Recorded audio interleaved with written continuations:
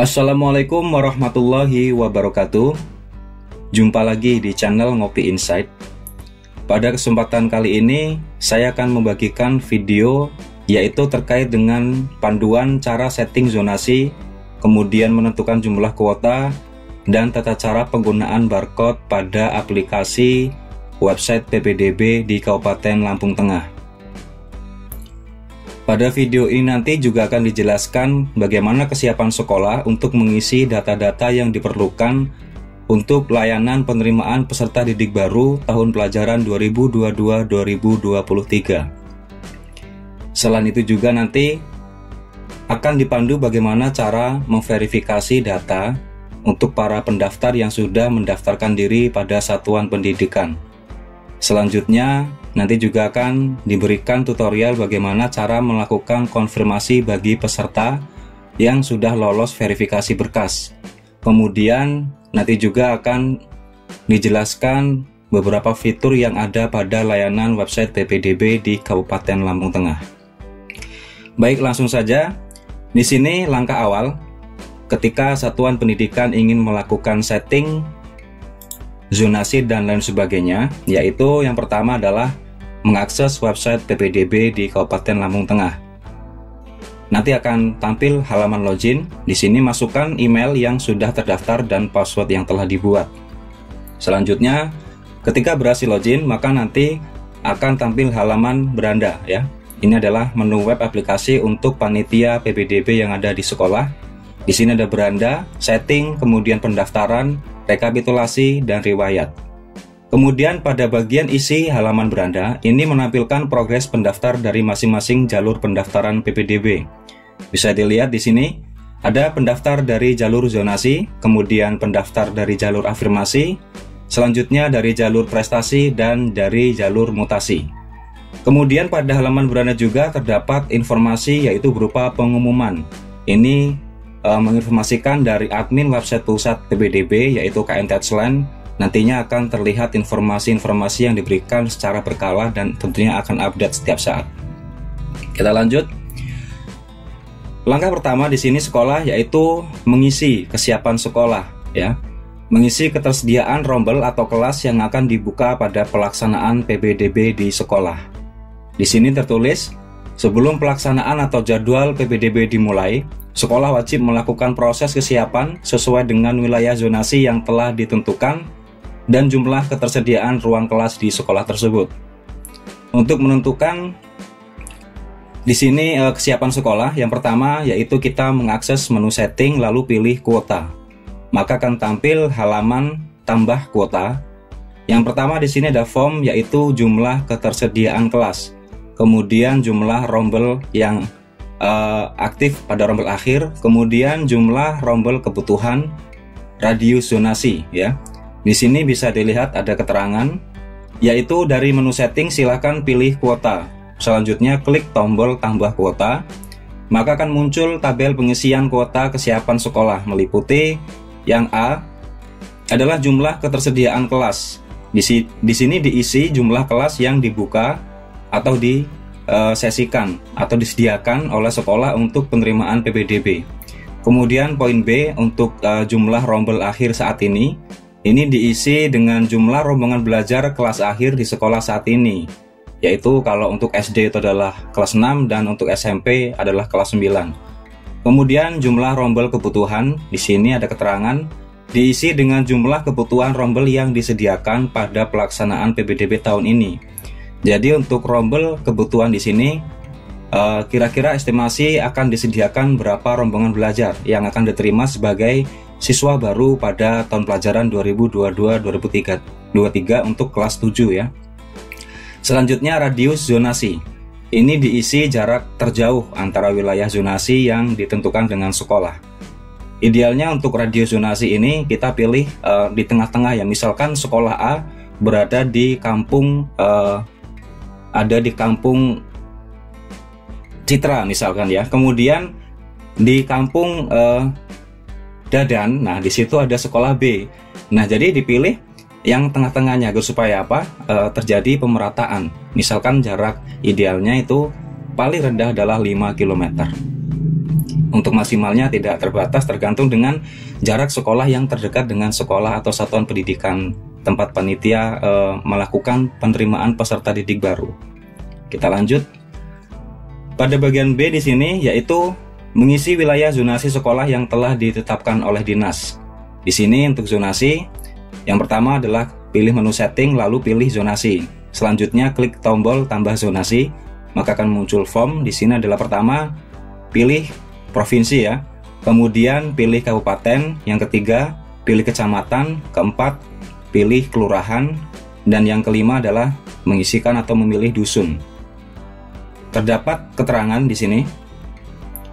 Dalam satu kelurahan apabila terdapat lebih dari satu dusun wilayah pada pemetaan zonasi yang telah ditetapkan, maka sekolah wajib mengisikannya kembali dengan melakukan tombol tambah zonasi. Jadi di sini maksud dari keterangan ini adalah seperti ini. Misal di sini pada provinsi, misalkan di Kabupaten Lampung Tengah, kemudian kecamatannya itu Selagai Lingga, dan kelurahannya adalah Margajaya. Nah, pada kelurahan Margajaya ini dusunnya itu ada 5. Jadi setiap mengisikan zonasi, maka di sini nanti contoh ini adalah dusun atau lingkungan 1. Ini diklik simpan, kemudian tambah lagi sampai jumlahnya adalah 5 dusun. Kurang lebih seperti itu ya pengertiannya. Lanjut. Yang ketiga, di sini adalah mencetak barcode. Fungsi dari barcode ini dapat dicetak oleh panitia PPDB sekolah, yaitu untuk mempermudah orang tua atau wali peserta didik dalam mendaftar ke satuan pendidikan. Barcode dapat di-scan langsung melalui perangkat Android yang tentunya sudah terinstall aplikasi PPDB online.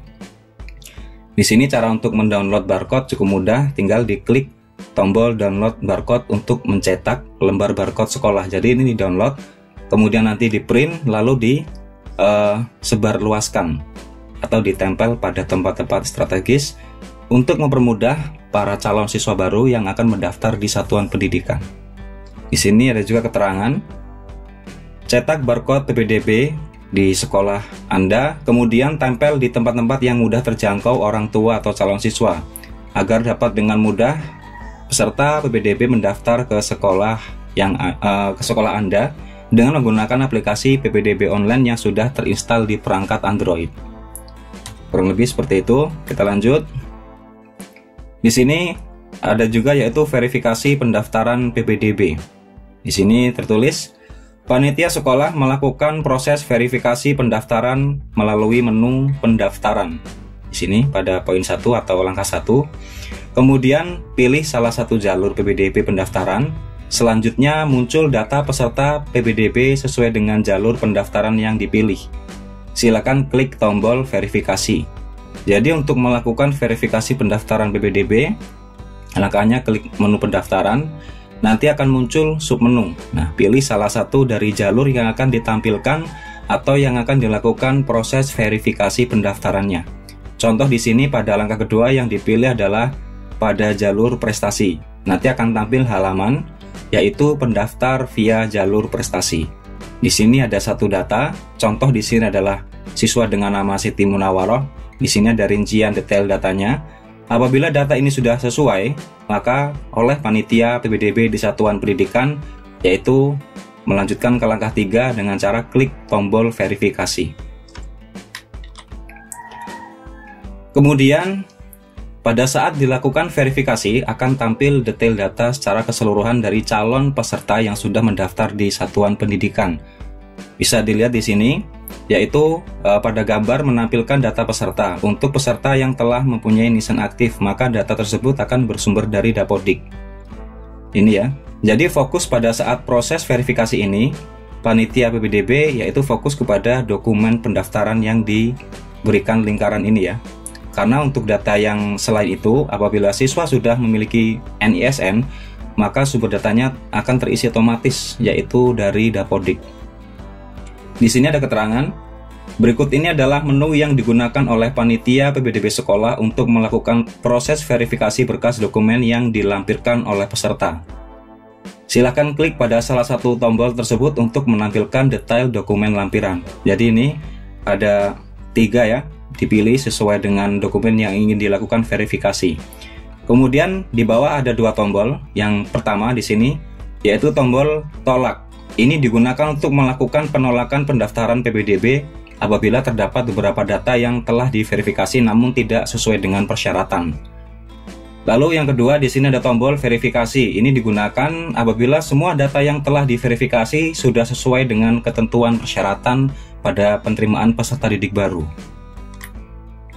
Selanjutnya di sini ada rekapitulasi pendaftaran PPDB. Di sini ada keterangan pada menu rekapitulasi, yaitu panitia PPDB sekolah dapat melihat peserta yang telah diverifikasi dan ditolak oleh panitia. Jadi fungsi dari rekapitulasi itu adalah mengelompokkan dari masing-masing data pendaftar mana yang diterima dan mana yang ditolak. Di situ nanti akan ada jumlahnya berikut detail data rincinya. Untuk dapat mengaksesnya, yaitu dengan memilih menu rekapitulasi, nanti akan muncul submenu yaitu menu diverifikasi dan menu ditolak. Di sini untuk menu diverifikasi akan tampil dalam bentuk tabel yaitu rekap diverifikasi. Ada keterangan untuk submenu rekap diverifikasi, data yang tampil adalah data peserta yang telah diverifikasi oleh panitia PPDB sekolah. Untuk kemudian menunggu proses analisis pendataan untuk pengumuman akhir PPDB. Kemudian untuk menu ditolak di sini juga dalam bentuk tabel yaitu dengan tulisan rekap ditolak verifikasi. Di sini ada keterangan pada bagian submenu rekap ditolak, data yang tampil adalah data peserta yang telah diverifikasi oleh panitia PPDB sekolah. Namun ditolak oleh panitia PPDB sekolah agar peserta dapat memperbaharui kembali data yang ditolak sesuai dengan notifikasi penolakannya. Agar kemudian peserta dapat melakukan pendaftaran kembali sebelum pelaksanaan PPDB ditutup. Jadi fungsi dari verifikasi ditolak itu untuk menampilkan rekapan jumlah pendaftar yang datanya belum memenuhi syarat. Nah, nanti ketika kita melakukan verifikasi, ketika ditolak, di situ kita akan bisa menentukan pesan tersebut apa kekurangannya. Kemudian dari calon siswa nanti akan memperoleh informasi tersebut. Ketika ada kekurangan berkas atau mungkin berkasnya belum pas, maka nanti akan diperbaiki dengan cara diupload ulang. Kurang lebih seperti itu alurnya. Kita lanjut. Di sini masih lanjutan dari rekapitulasi ya. Pada menu rekapitulasi, kemudian submenu ranking PPDB. Ini menampilkan data peserta yang sudah lolos verifikasi berdasarkan jalur pendaftaran PPDB. Panitia PPDB sekolah dapat memfilter data peserta sesuai dengan masing-masing jalur ya. Ini ada yaitu submenu ranking PPDB. Di sini tertulis yaitu menampilkan urutan data berdasarkan jarak terdekat antara rumah tempat tinggal peserta didik dengan sekolah. Kemudian pada bagian jarak di sini yaitu menampilkan jarak tempat tinggal peserta dengan sekolah ya. Nih ada keterangan yang pertama di sini tertulis menampilkan urutan ranking pendaftaran, perankingan untuk jalur zonasi berdasarkan jarak tempuh antara domisili tempat tinggal peserta dengan sekolah dan sesuai dengan dokumen yang dilampirkan setelah melalui proses verifikasi oleh panitia PPDB yang ada di sekolah. Dokumen kependudukan tersebut meliputi ada kartu keluarga, akte, dan lain sebagainya. Kemudian keterangan kedua, untuk proses jalur prestasi, berdasarkan verifikasi yang ditentukan oleh panitia PPDB sekolah dengan ketentuan yang telah ditetapkan.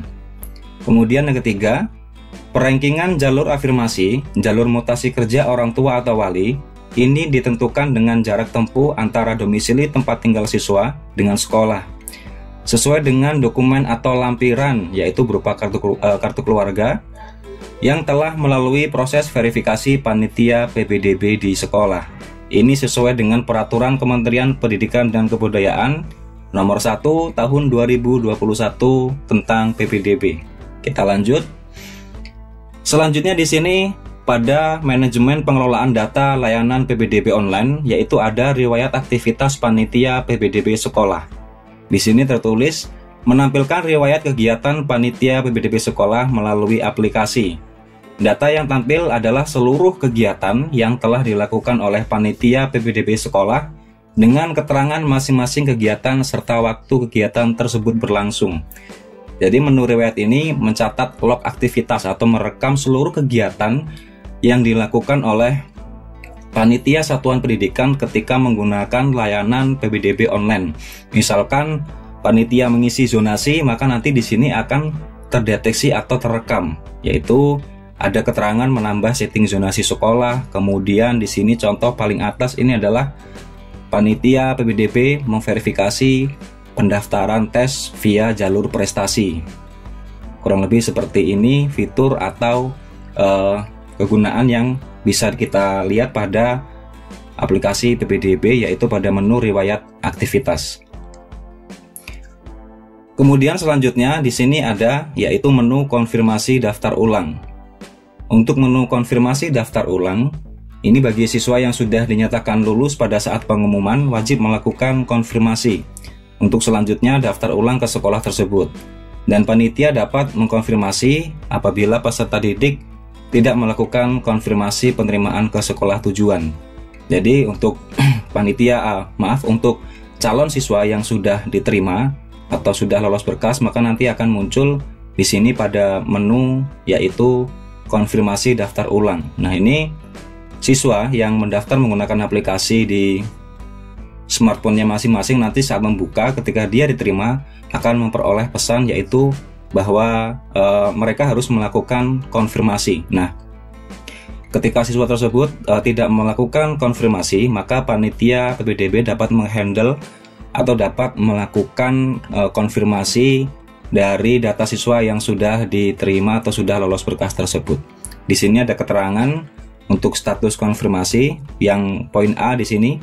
Untuk yang sudah konfirmasi di sini keterangannya adalah menyatakan bahwa orang tua atau wali peserta sudah mengkonfirmasi melalui aplikasi PPDB. Kemudian yang B di sini ada tombol berwarna oranye yaitu dengan tulisan konfirmasikan. Ini adalah peserta belum melakukan konfirmasi. Nah, apabila panitia PPDB sekolah sudah bisa memastikan dan meyakini bahwa peserta tersebut siap untuk sekolah di sekolah tersebut, maka panitia PPDB sekolah dapat mengkonfirmasikan melalui atau dengan cara klik tombol konfirmasi. Kemudian di sini dari seluruh kegiatan video tutorial yang saya berikan ini ada catatan atau poin-poin yang perlu dipahami untuk satuan pendidikan atau panitia PPDB ya. Di sini yang pertama yaitu proses verifikasi pendaftaran ini dilakukan oleh panitia PPDB sekolah sesuai dengan jadwal yang telah ditetapkan. Di sini mengacu kepada penyelenggaraan atau pelaksanaan PPDB di Dinas Pendidikan ya. Kemudian yang kedua, pastikan semua peserta yang sudah mendaftar itu sudah diverifikasi oleh panitia PPDB. Kemudian yang ketiga, panitia PPDB dapat menolak peserta yang sudah mendaftar apabila terdapat dokumen lampiran yang tidak sesuai dengan persyaratan PPDB. Kemudian agar peserta dapat memperbaiki dokumen tersebut dan kemudian mendaftar kembali. Selanjutnya poin 4, di sini peserta yang sudah diverifikasi oleh panitia PPDB di sekolah itu tidak dapat membatalkan pendaftarannya di sekolah tersebut. Yang poin 5 di sini, atas permintaan orang tua atau wali, calon peserta didik dapat membatalkan pendaftarannya di sekolah tersebut sebelum panitia melakukan verifikasi pendaftaran. Jadi ini perlu diingat, ketika sudah dilakukan verifikasi dan sudah dikonfirmasi, maka orang tua wali ketika mungkin akan memindahkan anaknya untuk mendaftar ke sekolah lain itu sudah tidak bisa karena statusnya sudah dikunci ya.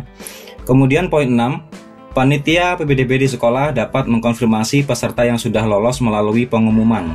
Apabila peserta lupa untuk mengkonfirmasi, diterima melalui aplikasi ya.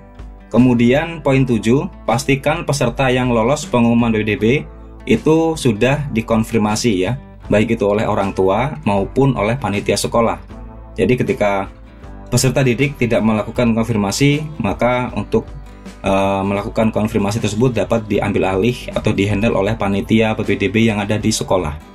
Kemudian yang ke-8 di sini setelah proses kegiatan itu salah satunya di sini sekolah wajib mencetak SPTJM atau surat pertanggungjawaban mutlak. Baiklah, kurang lebih seperti itu ya.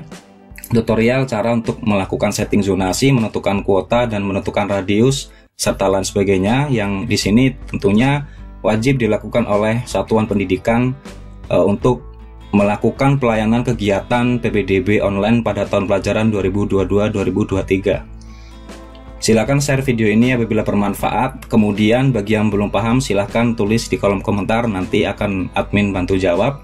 Dan bagi yang baru bergabung silakan untuk di subscribe channel Ngopi Insight, karena nantinya akan banyak video-video terkait dengan penerimaan peserta didik baru yang akan admin upload, dan tentunya mungkin akan bermanfaat bagi sekolah dan bagi calon peserta didik tentunya. Baiklah, terima kasih. Wassalamualaikum warahmatullahi wabarakatuh.